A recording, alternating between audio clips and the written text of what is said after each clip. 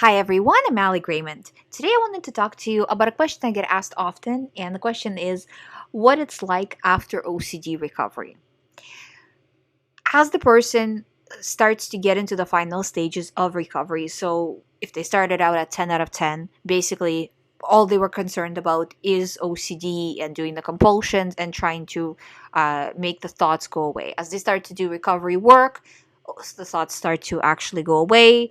Then they get into, let's say, stage three, where they're at like 2 out of 10, 3 out of 10, something like that, 1 out of 10. So they're almost there, basically, in terms of their recovery. At this stage, what happens is the first thing I notice with clients is they start to kind of almost wake up from this fog, and they start to look around and notice how other people are treating them, what's been happening in their life, almost like they were asleep for all this time, and now they're waking up and they're like, oh wow, have you been always treating me this way? Because I didn't notice before, but this is definitely not okay with me. Have I always had this bad job that I don't even like? Why am I here? Why am I at this job if I don't like it? And they start to kind of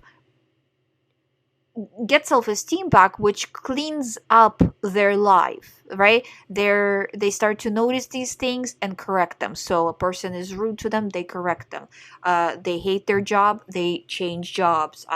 They don't like where they're living, they start working on moving to where they like to be. I find that almost they do it a little bit too fast, to the point where they kind of run the risk of getting too caught up in all the changes, which can bring back OCD, because the brain needs time to heal. So when you're starting to recover and start to feel better, the urge will be to do a lot, because you have this now room in your brain which was before occupied by OCD. You'll feel like, oh, I want to do hobbies, I want to do this and that. And that's another thing I notice all the time, is people want to do different activities. And what I suggest is, because people with OCD tend to be very active individuals, generally they're very excited about things, excited about doing things, and they kind of want to fill up their lives when they start to feel better. And just take it one thing at a time. You want to start a hobby, start a hobby. Don't start three. You want to sign up for a class, sign up, but just for the one, and see how that works out, and let the brain get used to that, because it's like you're transitioning into everyday life. So you have to kind of take it easy.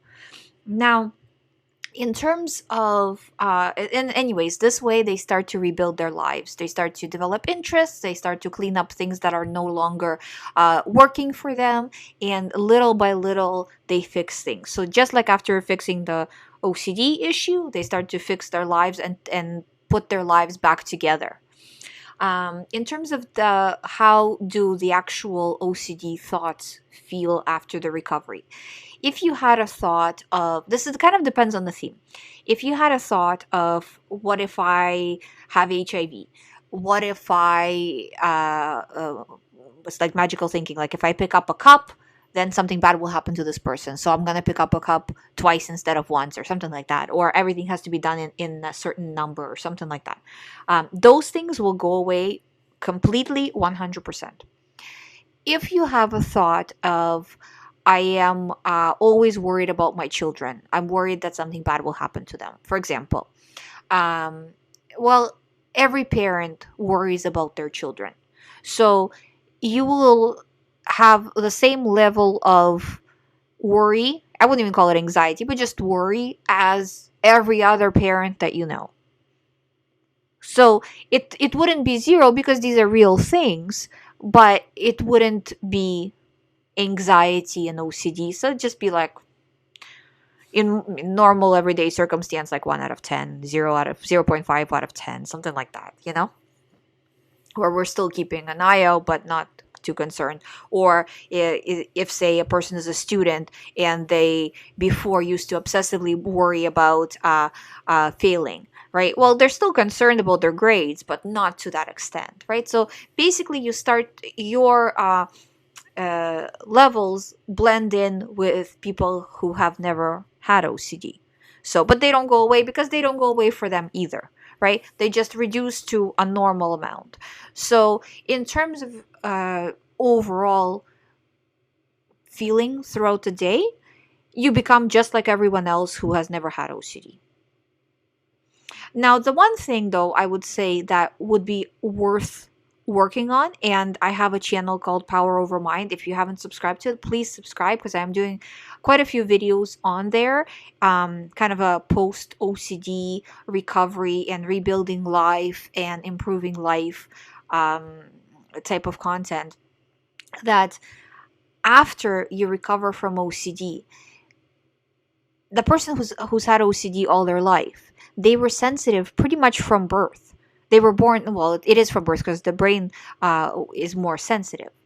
So that sensitivity, I do suggest working on it. You don't have to. Some people are more sensitive, some people are less sensitive in everyday life stuff. I don't mean OCD, I mean in everyday life stuff. But I do suggest working on it and reducing that as well, because this will protect you more against any future OCD coming back, right? Because if you also work on reducing the overall sensitivity, it's kind of like you become bulletproof, you know? So something bad happened at work, if you were really sensitive, right? If you don't work on it, something bad happened, you came home, ruminated. The brain got so caught up, sent you an OCD thought, you were not in the right frame of mind, started to react, poof, OCD is back. Okay?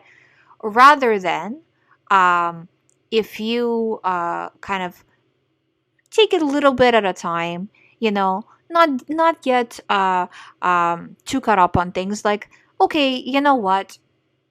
Something bad happened at work. So what? Okay, like I'll allow myself a little bit of kind of thinking about it, because everybody would, right? But then I'm choosing to move forward.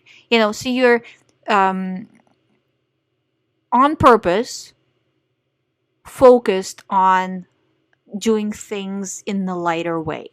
You know, taking things a little bit lighter, a little bit less intense. And as you do this, you will see that things improve. Life overall will start to improve because you have more room to live. You have more room to do things. You know, you're not always stuck in the what I call the OCD land, right? Or sensitivity land, right? So it's like, if I'm not having OCD, but I'm sensitive about something, right? So it's like, no, get rid of all of it. Get rid of all of it. It's all useless junk. Get rid of all of it. And as you do, you will see how because people with OCD, again, they tend to be doers, they tend to be very active, they can achieve a lot. The part of their analytics are the part that's responsible for analysis and, you know, the thinking part, is a lot more active than the general population, as I'm sure you have noticed in your own life. And because of that, you are capable of so much if you just take OCD and other sensitivities out of the equation. You become literally bulletproof and unstoppable. And this training that you're doing, this exposure and response prevention, you can use it in every area of your life. It's just a matter of just pushing forward and just doing it. It's like, you know, OCD thought, disregarding. Real life thought, did I do everything I could? Okay, disregarding. And just going like this. And then you become unstoppable. I hope you find my videos helpful. Thank you for listening. If you haven't subscribed to the channel, please subscribe. If you would like to do one-on-one recovery program with me, all the information is on youhaveocd.com. Thank you for watching. I'll see you tomorrow.